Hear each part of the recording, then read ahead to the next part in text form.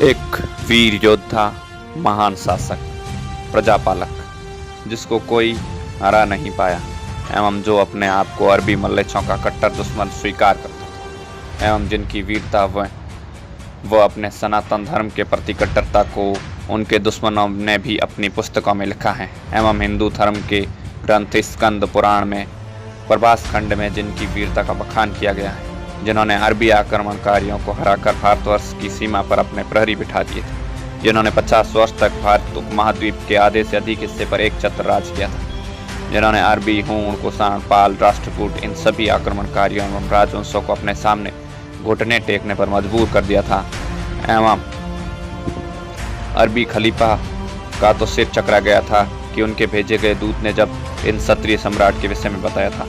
जय मां भवानी, जय राजपूता। मैं आपको क्षत्रिय सम्राट महान पराक्रमी मिहिर भोज प्रतिहार के विषय में बता रहा हूँ। प्रतिहार वंश के सम्राटों की प्राचीनतम राजधानी आधुनिक राजस्थान में भीनमाल थी। बाद में प्रतिहार सम्राटों ने कन्नौज को अपनी राजधानी बनाकर पूरे उत्तर भारत पर शासन किया था।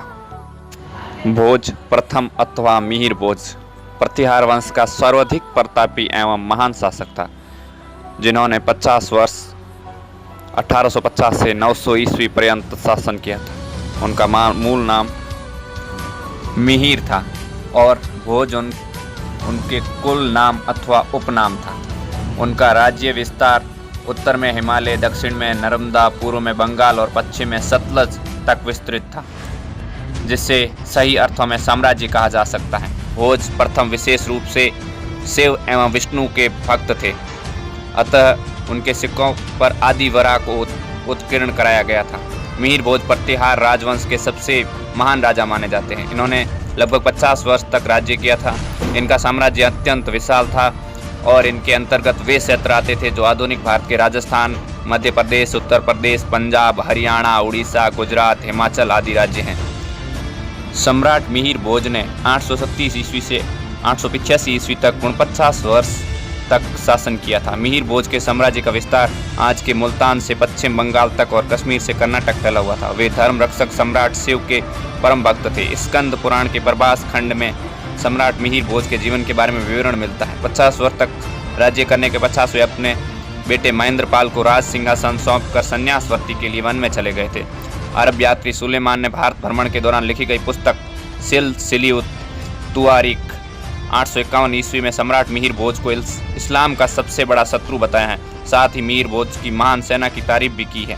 साथ ही मिहिर भोज की राज्य सीमाएं दक्षिण में राष्ट्रकूटों के राज्य, पूर्व में बंगाल के पाल शासक और पश्चिम में मुल्तान के शासकों की सीमाओं को छूती हुई बताई गई है। भोज प्रथम ने आदि वराह एवं प्रभास की उपाधियां धारण की थी।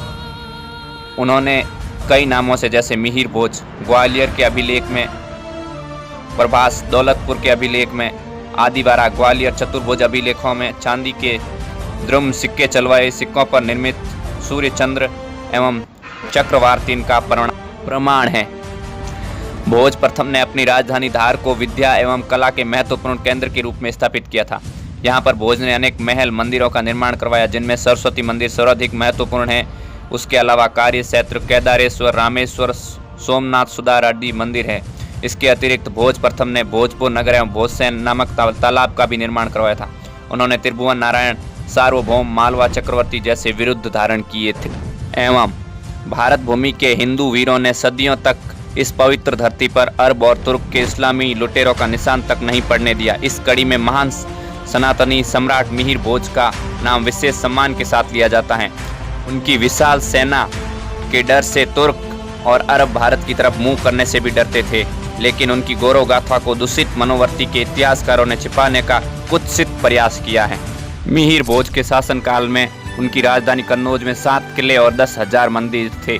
सारा साम्राज्य धन वैभव से संपन्न था। उनके राज्य में व्यापार सोने व चांदी के सिक्कों से होता था। अरब के हमलावर मिहिर भोज के साम्राज्य पर विजय चाहते थे, लेकिन सम्राट मिहिर भोज ने अरब, तुर्क, मुस्लिम आक्रमणकारियों को भारत की धरती पर कभी पाँव रखने नहीं दिया। दुश्मन सेनाएं सम्राट मिहिर भोज के खौफ खाती थी।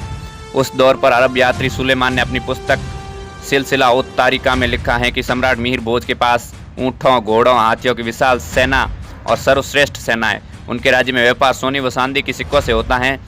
इनके राज्य में चोरों और डाकियों का भय नहीं होता है। मीर भोज के राज्य की सीमाएं दक्षिण में राष्ट्रकूटों के राज्य, पूर्व में बंगाल शासक पाल वंश एवं पश्चिम में मुल्तान के मुस्लिम शासकों से मिली हुई हैं।